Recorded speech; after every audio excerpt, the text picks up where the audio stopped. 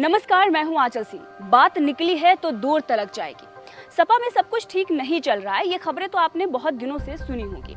किस प्रकार से जो आपसी परिवार की लड़ाई थी वो सड़क तक आई, जो अखिलेश यादव और मुलायम सिंह जिस प्रकार से उनकी विचारधारा मेल नहीं खा रही थी वो भी हमने देखा कि स्टेज पर किस तरीके की चीज़ें निकलकर सामने आई। और शिवपाल सिंह यादव जो कि मुलायम सिंह यादव के बेहद करीबी थे, जब उनकी सरकार थी मुलायम सिंह यादव की तो बागडोर जो थी वो शिवपाल सिंह यादव के ही हाथ में थी।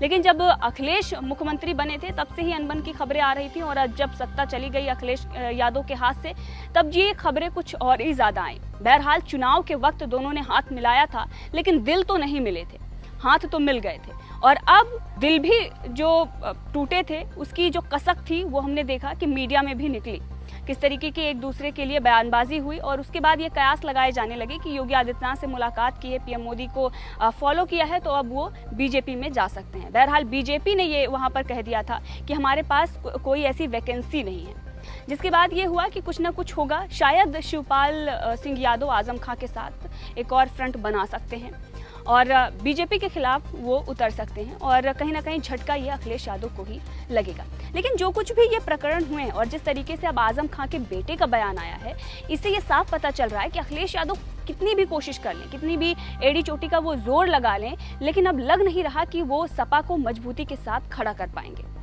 अखिलेश यादव तो एक तरफ कोशिश कर रहे हैं, लगातार वो बीजेपी को उन्हीं की भाषा में जवाब देने की कोशिश कर रहे हैं, लेकिन ये जो जवाब देने की कोशिश है उनको ही भारी पड़ जाती है।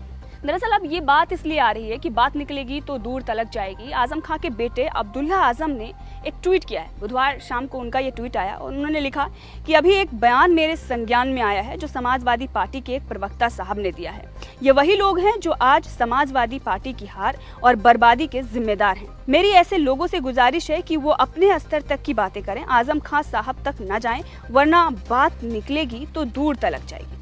अब यहाँ पर अब्दुल्ला आजम ने किसी का नाम तो नहीं लिया, लेकिन ये माना जा रहा है कि यह हमला वेस्ट यूपी से स्थानीय निकाय कोटे से एमएलसी रहे एक नेता से जोड़ा जा रहा है, जो पार्टी प्रवक्ता भी रहे हैं। अब वहीं पर सूत्रों का ये मानना है कि पूर्व एमएलसी के बयान को पार्टी नेतृत्व ने भी सुना है, जिसमें कुछ आपत्तिजनक नहीं था, लेकिन एहतियाती तौर पर उन्हें चुप रहने की नसीहत भी दे दी गई है।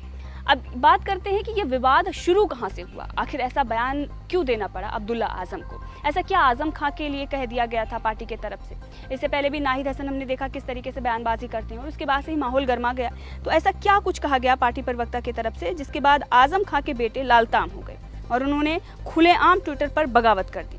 दरअसल सपा के राष्ट्रीय महासचिव रामगोपाल यादव ने सोमवार को सीएम योगी आदित्यनाथ से मुलाकात की थी, और उसके बाद उन्होंने एटा के पूर्व विधायक रामेश्वर यादव के उत्पीड़न की शिकायत की थी।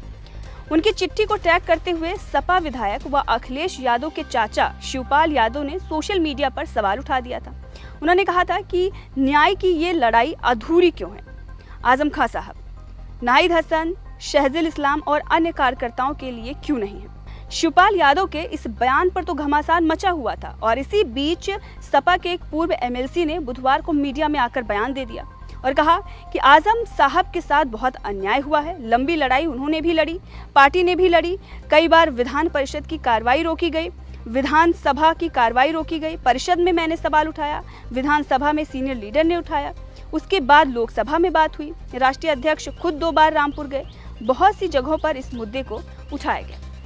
और उसके बाद अब ये ट्विटर पर ट्वीट किया गया अब्दुल्ला आजम की तरफ। तो ये सारी चीज़ें दिखा रही हैं कि किस तरीके से पारिवारिक कलह के चलते जो चीज़ें निकलकर सामने आ रही हैं। अखिलेश यादव का जो धड़ा है वो कमज़ोर नहीं बल्कि बिखरता और टूटता हुआ नज़र आ रहा है। पूरी तरीके से समाजवादी पार्टी ध्वस्त नज़र आ रही है। जो विरासत मुलायम सिंह यादव ने अखिलेश यादव को दी है वो संभाल नहीं पा रहे हैं। अखिलेश यादव क्या सपा को खड़ा कर पाएंगे? क्या आपको अभी भी लगता है कि क्या सपा एकजुट होकर कभी बीजेपी के या जो भी पार्टियां हैं यहाँ पर उत्तर प्रदेश में वहाँ पर वो टक्कर दे पाएंगी? क्या समाजवादी फिर से खड़ी हो पाएगी? ये सारे जो सवाल हैं इसके जवाब आप कमेंट करके ज़रूर बताइएगा। क्या लगता है आपको कि अखिलेश यादव कुछ कर सकते हैं अब भी चमत्कार कि सपा खड़ी हो जाए?